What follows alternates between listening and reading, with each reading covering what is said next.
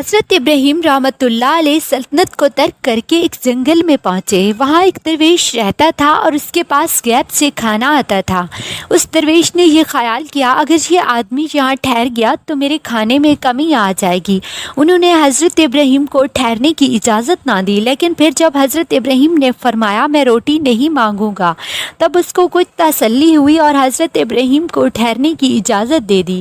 کھانے کے وقت اس درویش کے پاس آسمان سے معمولی روٹی اور سالن مٹی کے پیالے میں آیا، اور حضرت ابراہیم کے پاس غیب سے ایک دسترخوان لگا ہوا آیا۔ اس پر رنگا رنگ کے کھانے تھے کہ تمام جنگل اس کی خوشبو سے مہک گیا۔